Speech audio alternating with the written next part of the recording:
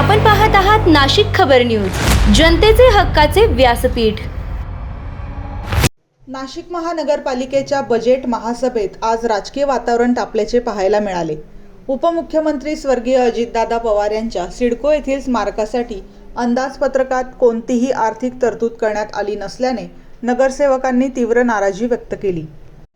या पार्श्वभूमीवर आज सभागृहात ठिय्या आंदोलन करत प्रशासनाचा निषेध नोंदवण्यात आला।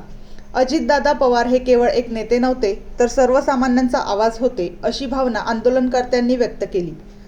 6 वेळा उपमुख्यमंत्री पद भूषवणाऱ्या अजितदादा पवार यांनी आपल्या कामातून वेगळी ओळख निर्माण केली होती। त्यामुळे त्यांच्या स्मारकासाठी निधीची तरतूद न करणे हा त्यांच्या कार्याचा अपमान असल्याचा आरोप करण्यात आला। नगरसेवक मुकेश दिलीप शहाणे यांनी स्पष्ट शब्दात सांगितले की अजितदादांच्या कार्याचा अपमान आम्ही कदापि सहन करणार नाही। स्मारकासाठी तात्काळ आर्थिक तरतूद करण्यात यावी, अशी जोरदार मागणी त्यांनी केली। दरम्यान या आंदोलनामुळे काही काळ सभागृहात तणावाचे वातावरण निर्माण झाले होते।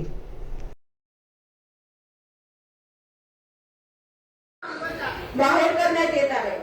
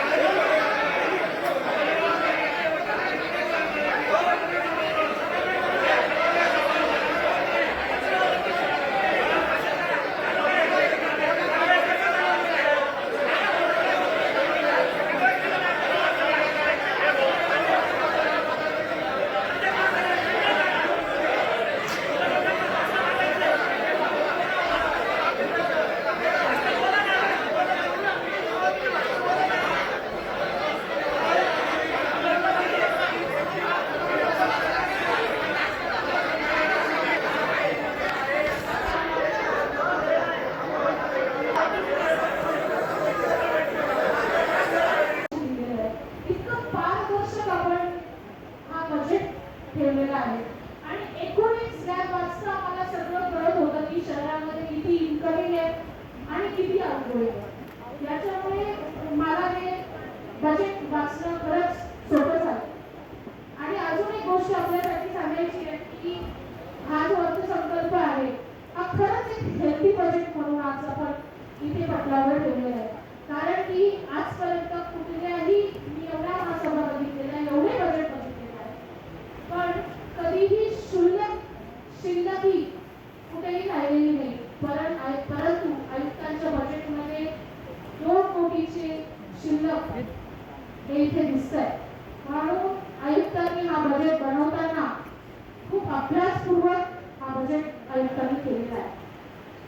परंतु आयुक्त मॅडम, मी जेव्हा आपलं मालमत्ता कर पाणीपट्टी विभाग बघितला तर तेव्हा मी वाचलं की आपण 25 आणि 26 मध्ये खरंच एक खूप छान काम केलं, जे की ज्या घरांना घरपट्टी लागू नव्हती त्या घरपट्टींना त्यांना कमीत कमी 23,233 त्यांना. मला आपल्याला एक गोष्ट सांगू इच्छिते आयुक्त मॅडम की आपण छान काम तर केलंय परंतु नगर नियोजन मध्ये कमीत कमी 10 ते 15,000 बिल्डिंग्स नॉन कम्प्लिशन मध्ये पडलेल्या आहेत.